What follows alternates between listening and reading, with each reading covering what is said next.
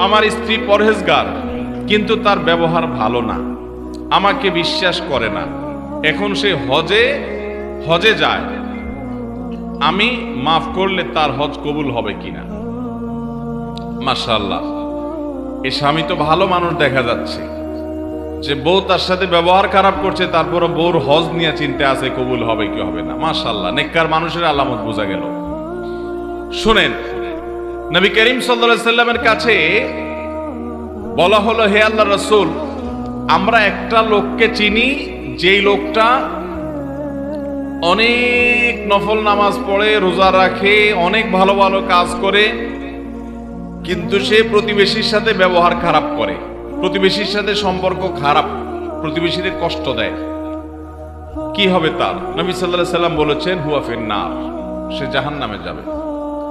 এরপরে বলা হলো, হে আল্লাহর রাসূল, আরেকজন আছে যে ফরজ নামাজটা পড়ে, হারাম গুনাহ থেকে, কাজগুলো থেকে বাঁচে, অতিরিক্ত নফল আমল করার সময় সে পায় না, কিন্তু তার প্রতিবেশীর হক আদায় করে, কেউ তার দ্বারা কষ্ট পায় না। নবী সাল্লাল্লাহু আলাইহি সাল্লাম বলেছেন, হুয়া ফিন্নার, এই ব্যক্তি জান্নাত, এই হুয়া ফিল জান্নাহ, এই ব্যক্তি জান্নাতে যাবে। তাহলে বোঝা গেল, আপনার ব্যক্তিগত আচার আচরণ যদি খারাপ হয়, মানুষের হক যদি নষ্ট করেন, আপনার নফল আমল ইবাদত আল্লাহর কাছে গ্রহণযোগ্য হবে। তবে যে বোনের কথা বলা হলো, তিনি সত্যিই যদি তার স্বামীর সাথে ব্যবহার খারাপ করেন, আচরণ খারাপ করেন, তিনি গুনাহগার। স্বামী যদি তাকে মাফ করেন, যে স্বামী প্রশ্ন করেছেন, আপনি যদি মাফ করে দেন তাকে আল্লাহর জন্য, তিনি যদি নিজেকে শুধরে নেন, তাহলে ইনশাআল্লাহ তার হজ এটা অবশ্যই ফলপ্রসূ হতে পারে, এটা অবশ্যই আল্লাহর কাছে মাকবুল হতে পারে, বিশেষ করে আপনি স্বামী হিসাবে যদি তাকে মাফ করে দেন। স্বামী ও স্ত্রীর মাঝে ঝগড়ার কারণে স্বামী যদি স্ত্রীকে বলে, আমি তোমাকে বিদায় করে দিব, আমি তোমাকে রশি কেটে দেব, তুমি চলে যাও, এভাবে যদি বারবার বলতে থাকে, তাহলে তালাক হবে কিনা, স্বামী স্ত্রীর সম্পর্ক থাকবে কিনা, এখন স্ত্রীর করণীয় কি? অনেক ছোট লোক স্বামী আছে, কিছু হলেই তালাক, আছে না নাই? আমি সবসময় বলি, কিছু বন্ধু আছে, ছোট লোক বন্ধু, কিছু হইলেই বলে কাটতি তোর সাথে, আছে না নাই? চুন থেকে নুন খসলে বলে কি, যা তোর সাথে কাটতি। কিছু হইলো ফেসবুকে ব্লক মেরে দিল, আনফ্রেন্ড করে দিল, আবার কয়দিন পরে ফ্রেন্ড লিস্টে ঢুকানোর জন্য রিকোয়েস্ট পাঠাইলো। এরকম হট মেজাজে মানুষ, কথায় কথায় গরম হয়ে যাওয়া, এরকম কিছু লোকের স্বভাব আছে না নাই? এটা কোনো ভালো স্বভাব না। কোন স্বামী যদি তার স্ত্রীকে এরকম কথায় কথায় তালাকের কথা বলে, সে নিকৃষ্ট স্বামী। কথায় কথা তালাকের কথা বলা যাবে না। কিন্তু মাসআলার উত্তর হলো, যদি কেউ বলে আমি তোমাকে তালাক দেব, রশি কেটে দেব, অর্থাৎ এখন দেই নাই, দেব ভবিষ্যতে, এই দেব যদি বলে, তাতে তালাক হয় না। কিন্তু দেব বলার পরে যদি বলে দিলাম, তাহলে আবার তালাক হয়ে যাবে। অর্থাৎ অতীতকালীন ক্রিয়া এটা যদি বলে, তাহলে তালাক হয়ে যাবে। আর ভবিষ্যৎকালীন ক্রিয়া ব্যবহার করে যদি বলে, তাহলে তালাক হবে না। অতএব এরকম ঘন ঘন যদি কোনো স্বামী তালাকের কথা বলার বদভ্যাস থাকে, তাকে কোনো আলেমের কাছে নিয়ে যেতে হবে, যে কথায় কথায় স্ত্রীকে তালাকের কথা বলা গুনাহ। আবার অনেক মহিলাও আছে ছোট লোক টাইপের, কথায় কথায় বলে যে তোমার সংসার আর করব না, আমি চলে গেলাম বাপের বাড়িতে, ব্যাগটা গোছায় হাঁটা দেয়, আছে না নাই? দাম্পত্য জীবনে সুখে শান্তিতে থাকার জন্য ধৈর্য ধারণ করতে হবে, অনেক কিছু হবে, এরপরে একটা সময় আবার সব ঠিক হয়ে যাবে। বিদায় হুটহাট করে ডিসিশন নেওয়া যাবে, পরে সারা জীবন আফসোস করতে হবে।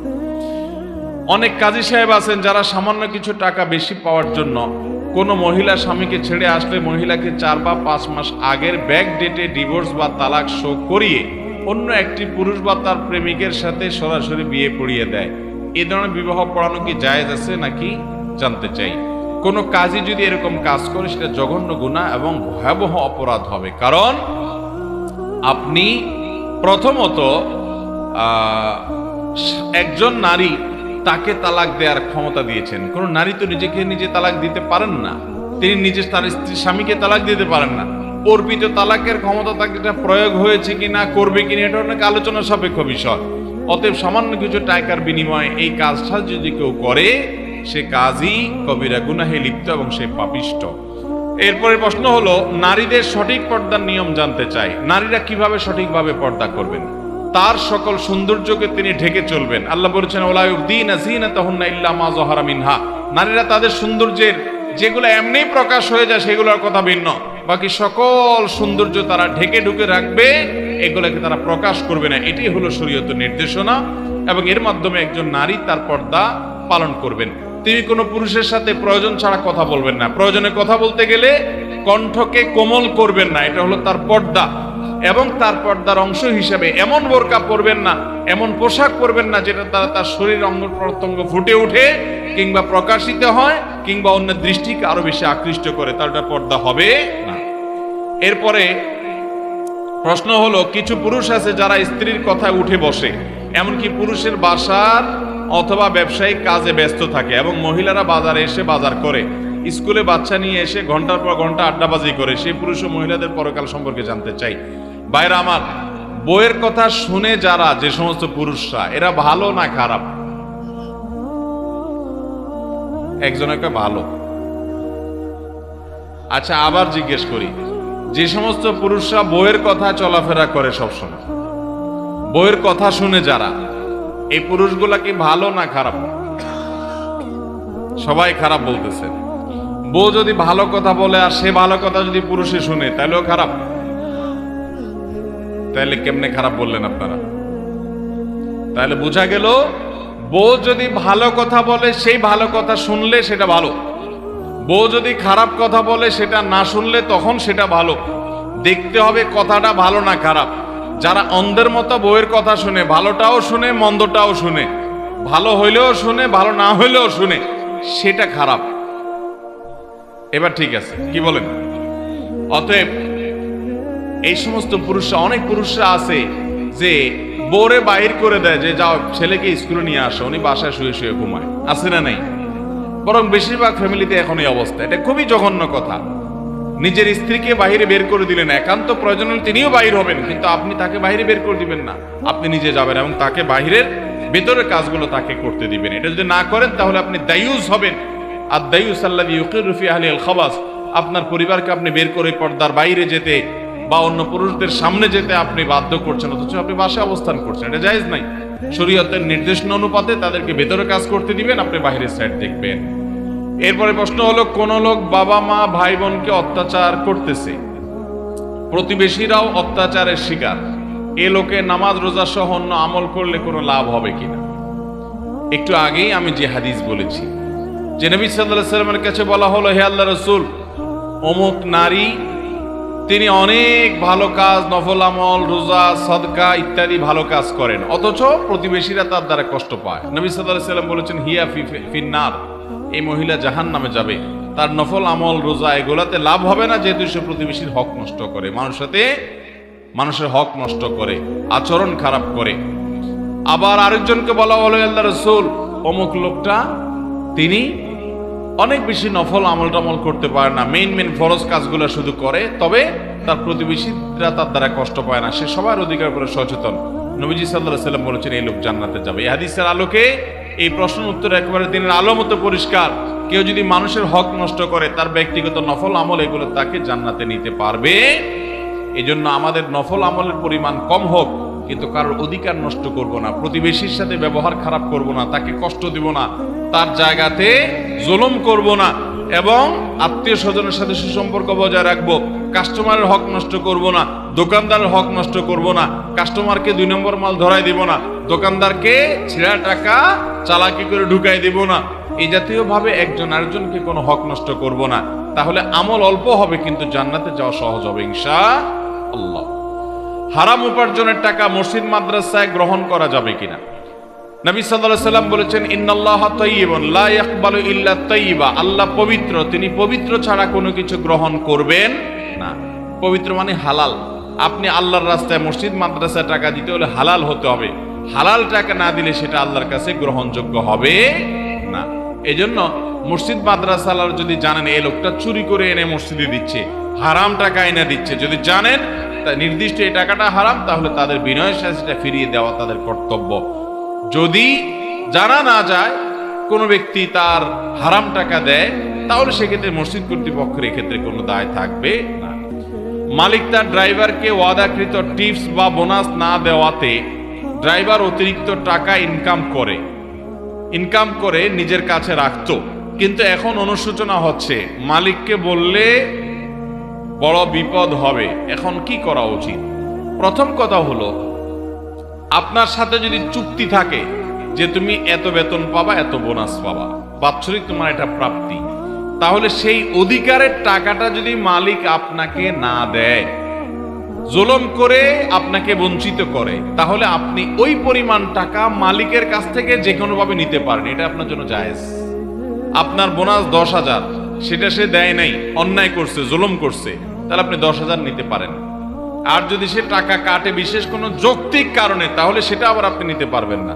কোনো যৌক্তিক কারণ ছাড়া অযথাই আপনার উপরে কোনো কারণে নাখোশ হয়ে সে আপনার বোনাসটা আটকাই দিল, বেতনটা দিল না, তাহলে ওই টাকা আপনি তার কাছ থেকে যেভাবে হোক আদায় করে নিতে পারেন, তো অতিরিক্ত নিতে পারবেন না। আপনার বোনাস হলো 10,000, কমিটমেন্ট, আপনার সাথে চুক্তি 10,000 দেওয়ার, কিন্তু আপনি তার থেকে 20,000 কেটে বসে আছেন বা অবৈধভাবে তার টাকা থেকে নিয়ে গেছেন, তাহলে অতিরিক্ত যে 10,000 নিয়েছেন এটা আপনার জন্য নেওয়া জায়েজ হবে না। এটা আপনি ফেরত দিতে হবে। এখন কত হলো, তাকে ফেরত দেওয়াও যায় না, মাপ চাওয়াও যায় না। উপায় কি? উপায় হলো তার অ্যাকাউন্টে যে কোনো ভাবে ঢুকাই দিবেন, কোনো কিছুর সাথে ঢুকাই দিবেন, তার বিকাশে কোনো কিছুতে টাকা পাঠিয়ে দিবেন, তার মালিকানায় এই টাকা যে কোনো ভাবে ঢুকাই দিতে পারলে আপনি দায় মুক্ত হয়ে গেলেন। সেটা যদি না পারেন, তাহলে সেক্ষেত্রে কোনো গরিব দুঃখীকে দান করে দিবেন, ওই ব্যক্তির তরফ থেকে সওয়াবের আশা করা যায় আল্লাহ। এরপরে প্রশ্ন হলো, আমরা অনেকে বিভিন্ন ব্যাংকে টাকা রেখে যে লাভ পাই তা দিয়ে সংসার পরিচালনা করি। প্রশ্ন হচ্ছে, এটা সুদ হলে আমাদের কিরকম পাপ হবে? এ থেকে উত্তরণের উপায় কি? সুদের টাকা এটা ভোগ করা জায়েজ নাই, হারাম। সুদের কারবার করাটাই হারাম। সুদ এটা আল্লাহর অভিশপ্ত একটা উপার্জন। যত হারাম আছে, সুদের মতো ভয়াবহ হারাম আরেকটা নাই। আমি প্রায় সময় বলি, আপনি হালাল টাকা উপার্জন করে বাজার থেকে 1 কেজি গরুর গোশত কিনে আনছেন, 1 কেজি খাসির গোশত কিনে আনছেন, মুরগির গোশত কিনে আনছেন, এনে আপনি রান্না করে খেয়েছেন, তাহলে হালাল টাকায় না, হারাম টাকায় টাকা উপার্জন করছেন, হারাম পদ্ধতিতে।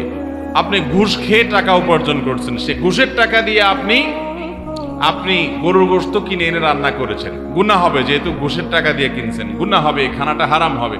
কিন্তু এর কারণে গুনাহ যতটা হবে, আপনি হালাল উপার্জন করে, শরীরে পরিশ্রম করে, রিক্সা চালিয়ে আপনি টাকা উপার্জন করে, ওই টাকা দিয়ে সুদের কারবার করে সেটার লাভের টাকা দিয়ে যদি আপনি গরুর গোশতও কিনেন, তাহলে হালাল টাকা দিয়ে শূকরের গোশত কেনার চাইতে জঘন্য অপরাধ হবে।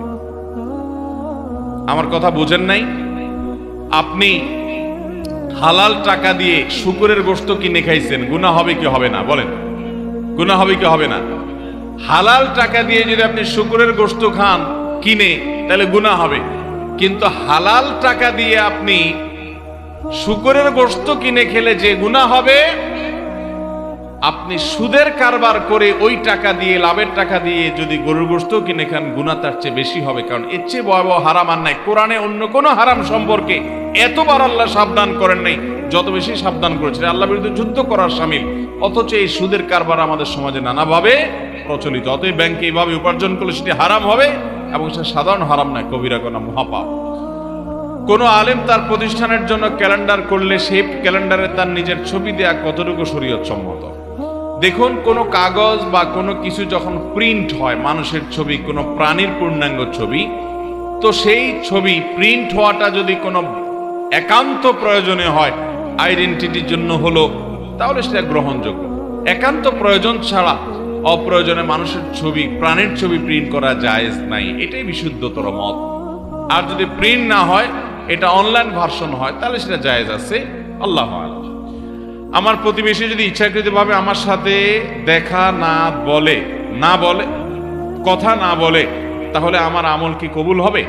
আপনার প্রতিবেশী নিজে থেকে কথা বলে না, এতে আপনার কোনো গুনাহ হবে না। কিন্তু আপনার চেষ্টা থাকতে হবে আপনি তার প্রতি সদাচরণ করবেন। নবী সাল্লাল্লাহু আলাইহি ওয়াসাল্লাম বলেছেন, লা ইউমিনু মান লা ইয়ামানু জারুহু বাওয়াইতাহু, যার প্রতিবেশী তার হাত মুখ দ্বারায় কষ্ট পাওয়া থেকে নিরাপদ থাকে না, সে ঈমানদার হতে পারে না। আপনি চেষ্টা করুন ভালো থাকার।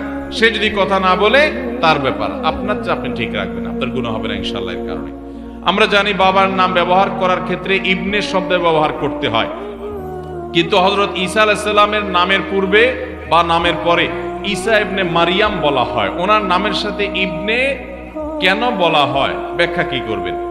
দেখুন, ইবনুন মানে ছেলে, অতএব যদি কেউ মায়ের নামকে যুক্ত করে এরকম বলে যে কথার কথা আব্দুল্লাহ ইবনে মারিয়াম, মানে মারিয়ামের ছেলে আব্দুল্লাহ, তো সেটাও চলে, বিশেষ করে যদি তার বাবার না থাকে।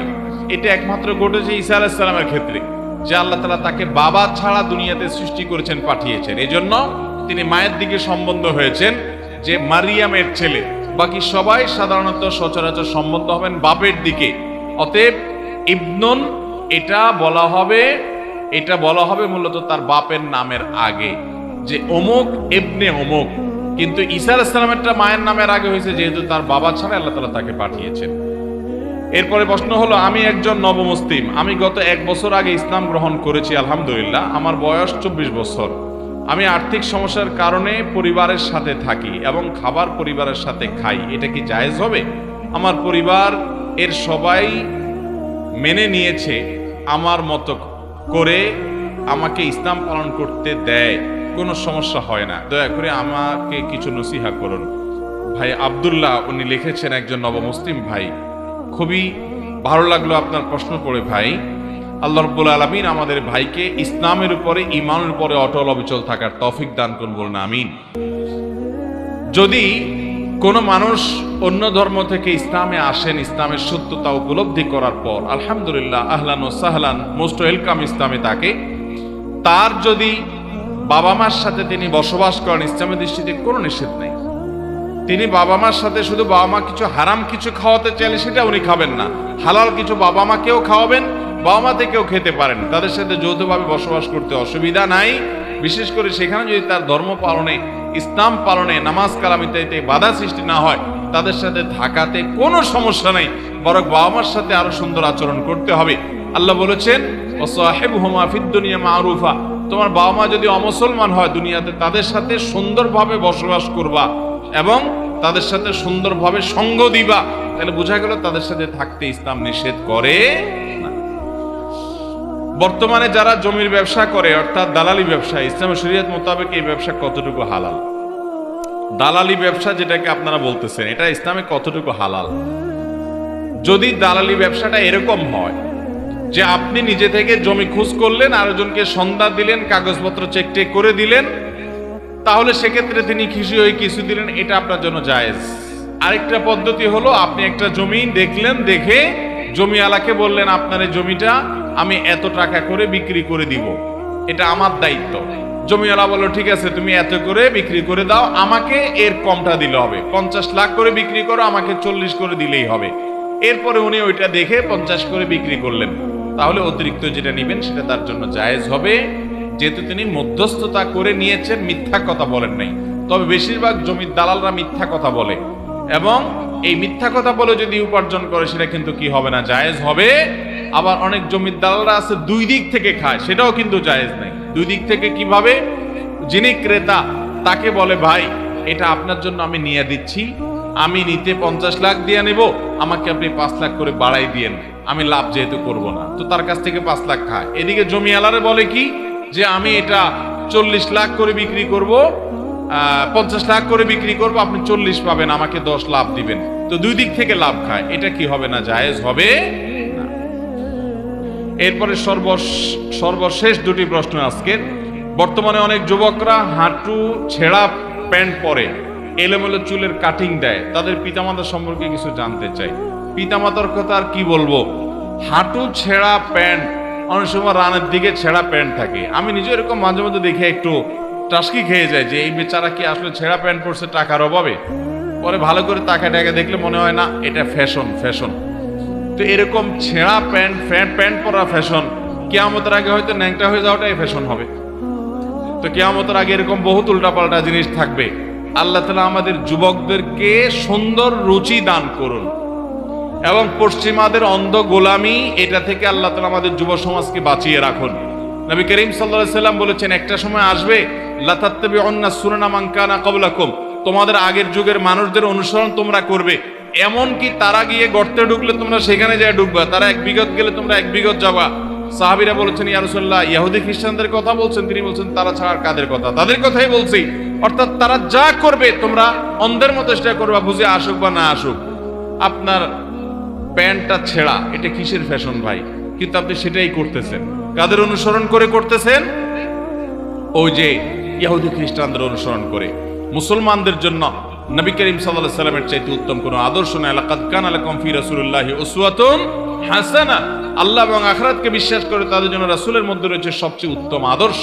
আল্লাহ তাআলা সেটাকে আদর্শ হিসেবে আমাদেরকে গ্রহণ করার তৌফিক দান করুন। বর্তমানে যাদের ছেলে সন্তান নাই কিন্তু মেয়ে সন্তান আছে, তার বাবা মৃত্যুর আগে সম্পত্তি মেয়েদের নামে লিখে দিয়ে যায়, তাতে ভাতিজারা যেন না পায়, তা কতটুকু শরীয়ত সম্মত? কোন মানুষ জীবদ্দশায় একটা মেয়ে আছে, সব সম্পদ লিখে দিয়ে যাচ্ছে, অথবা দুইটা মেয়ে আছে, সব সম্পদ তাদেরকে দিয়ে যাচ্ছে, কেন? যে ভাতিজারা যেন না পায়, অমুকে যেন না পায়, তমুকে যেন না পায়। এই কাজটা করা অনুচিত, কিন্তু যদি দিয়ে যায় মেয়েদের জন্য সেটা হালাল হবে। অনুচিত কেন? কারণ কোন ওয়ারিসকে বা আপনার সম্পদ কেউ পেতে পারে, তাকে আপনি বঞ্চিত করার ইচ্ছা করলেন, এটা হলো তার প্রতি এক রকমের অবিচার, এটা জুলুম, এটা জায়েজ নাই। কিন্তু যদি এভাবে দিয়ে দেয় মেয়েদেরকে হেবা হিসাবে, দান হিসাবে, ঠিক আছে আমি তোমাদেরকে দান করে দিলাম, বাপ মেয়েদেরকে দান করতেই পারে, সমান হারে দিল, তাহলে সেক্ষেত্রে সেটা দেওয়াটা জায়েজ হবে। বাট অন্যকে যে ঠকানোর উদ্দেশ্য হয়েছে ওটার কারণে তার কি হবে? গুনাহ হবে। অতএব এরকমটি না করা উচিত। আবাউকুম ওয়া আবনাকুম লা তাদরুন আইয়ুহুম আকরাবু লাকুম নাফআ। তোমাদের ওয়ারিসদের মধ্যে কে বেশি উপকারে তোমরা জানো না, এজন্য আল্লাহ যা নির্ধারণ করেছে সে অনুযায়ী দেওয়া উচিত এবং ওইটাকে মানার ভিতরেই কল্যাণ আছে। তবে হ্যাঁ, মেয়েদেরকে কিছু সম্পদ আপনি গিফট হিসাবে সমান হারে ভাগ করে দেন জীবদ্দশায়, সেটা ভিন্ন বিষয়। আর কিছু সম্পদ রাখেন যে মৃত্যুর পরে সমান হারে যার যা প্রাপ্য তা পাবে, সবগুলো আপনি দিয়ে দিবেন। আল্লাহ রাব্বুল আলামিন আমাদেরকে আমল করা এবং বুঝার তৌফিক দান করুন। জাযাকুমুল্লাহ খাইর। এরপরে প্রশ্ন হলো 7.5 তোলার স্বর্ণ অথবা 52.5 তোলার রূপা কারো নিকট থাকলে অথবা সমপরিমাণ মূল্যের টাকা থাকলে যাকাত দিতে হয়, কিন্তু 7.5 তোলার স্বর্ণের বর্তমান মূল্য প্রায় 6.5 লক্ষ টাকা, কিন্তু 52.5 তোলা রূপার মূল্য অনেক কম। তাহলে স্বর্ণের মূল্য অনুযায়ী যাকাত দিলে আদায় হবে কিনা জানতে চাই। কেউ বলেন 50,000 টাকা অথবা সমপরিমাণ অলংকার থাকলে যাকাত দিতে হবে। সঠিক উত্তর জানতে চাই।